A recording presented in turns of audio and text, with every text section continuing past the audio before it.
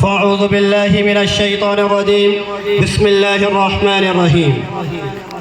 اقرأ باسم ربک الذی خلق خلق الانسان من علق صدق اللہ العظیم۔ اسٹیج پر جلوہ فروز جامعہ کے بانی و محتمیم میرے والد گرامی حضرت مولانا حافظ محمد صادق شاہ صاحب دامت برکاتہم العالیہ، اسی طرح میرے استاد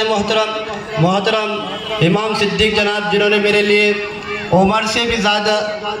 اور ہائٹ سے بھی زیادہ اور میری ناکامیابی کے باوجود بھی مجھے جو خوبیاں مجھ میں نہیں ہیں وہ بھی انہوں نے بیان کر دی۔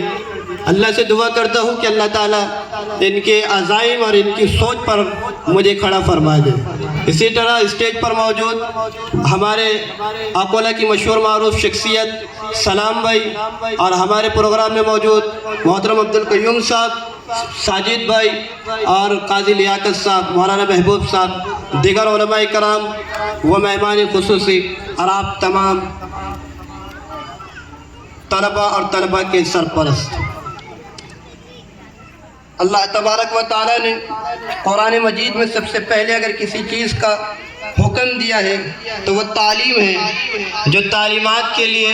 آپ نبوی تعلیم کے لیے بچوں کو ادارہ دینیات میں روزانہ تعلیم کے لیے بھیجتے ہیں، انسانی زندگی میں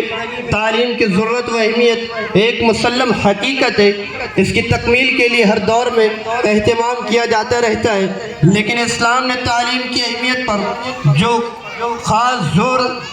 دیا ہے اور تعلیم کو جو فضیلت دی ہے، دنیا کے کسی مذہب اور کسی نظام نے وہ اہمیت اور فضیلت نہیں دی ہے۔ خود پیغمبر اسلام حضور نبی اکرم صلی اللہ علیہ وسلم نے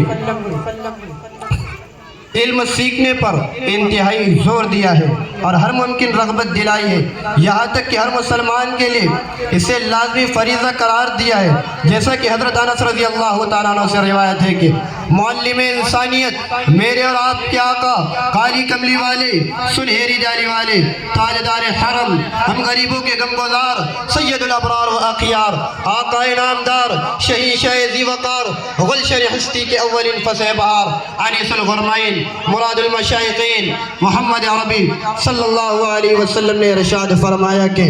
علم کا حاصل کرنا ہر مسلمان مرد عورت پر فرض ہے۔ اب سوال یہ پیدا ہوتا ہے کہ کتنا اور کون سا علم سیکھنا فرض ہے؟ تو اس سلسلے میں مختلف اقوال ہیں، البتہ معتبر و مستند کتابوں کے مطالعے سے یہ بات سمجھ میں آتی ہے کہ اتنا علم جس سے مسلمان اپنے عقیدے کے بارے میں یقینی و حقیقی معرفت حاصل کرے، اپنے رب کی عبادت اور حضور نبی اکرم صلی اللہ علیہ وسلم کی اطاعت کر سکے،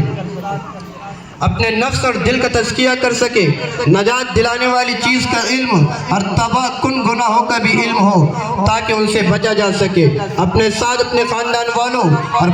پڑوسیوں کے ساتھ معاملات کو درست کیا جا سکے، حلال و حرام میں فرق ہو سکے۔ اس قدر علم بہرحال ہر مسلمان مرد عورت کے لیے لازم ہے، جو درس گاہوں میں پڑھ کر، مسجد و دینی جلسوں میں سن کر، علماء کی صحبت اختیار کر کر اور مختلف ذریعوں سے حاصل ہو سکتا ہے۔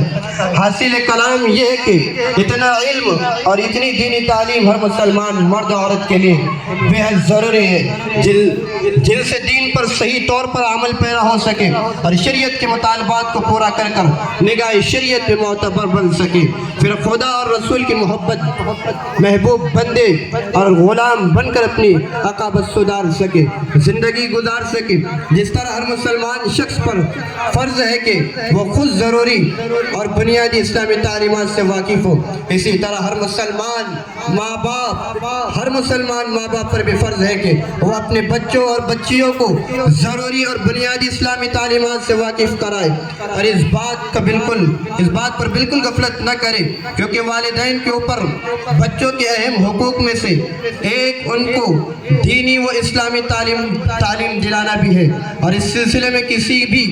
طرح کی غفلت و کوتاہی اللہ کے نزدیک قابل قبول نہیں ہے۔ اور دینی تعلیم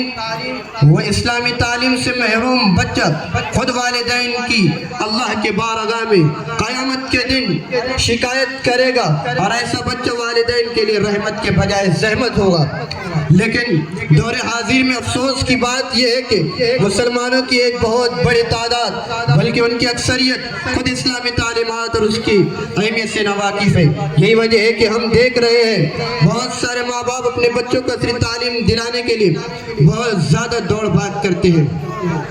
اعلیٰ سے اعلیٰ درجے کی اسکول، کالج اور یونیورسٹی، اور ساتھ ہی ساتھ ٹیوشن کا بھی الگ سے انتظام و اہتمام کرتے ہیں۔ جبکہ دوسری طرف انہی ماں باپ کو جب ہم دیکھتے ہیں تو وہ اپنی اولاد کو دینی تعلیم و تربیت کے تئیں بالکل ہی غفلت و بے توجہی کے شکار رہتے ہیں۔ ان کو اس کا ذرہ برابر بھی احساس نہیں ہوتا کہ ان کے اوپر اپنی اولاد کو دینی تعلیم دلانا بھی ضروری ہے، بلکہ اولین فریضہ ہے۔ اور اگر ہمارے ساتھ کچھ بھائیوں کو دینی تعلیم و تربیت کا کچھ احساس بھی ہے تو وہ معمولی یہی وجہ ہے کہ وہ دینی تعلیم کو اتنی اہمیت بھی نہیں دیتے جتنی عصری تعلیم کو دیتے ہیں، لہٰذا وہ دینی تعلیم پر اتنا بھی خرچ نہیں کرتے جتنا خرچ عصری تعلیم پر کرتے ہیں، اور نہ ہی دینی تعلیم کے لیے الگ سے کوئی استاد وغیرہ رکھنے کی زحمت گوارا کرتے ہیں۔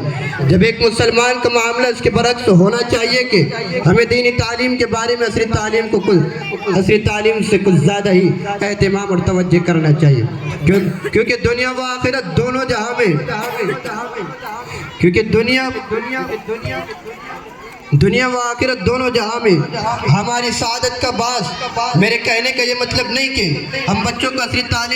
تعلیم نہ دلائیں یا اس سے انہیں محروم کر دیں، نہیں، بلکہ آج کے دور میں تو اس کی بھی بہت سخت ضرورت ہے، اور ہر اس عصری تعلیم کا طلب کرنا مسلمانوں پر واجب ہے جس کی مسلمانوں کو ضرورت ہے اور اسلامی سماج کے لیے مفید ہے، جیسے انجینئرنگ، فزکس، کیمسٹری، بائیولوجی،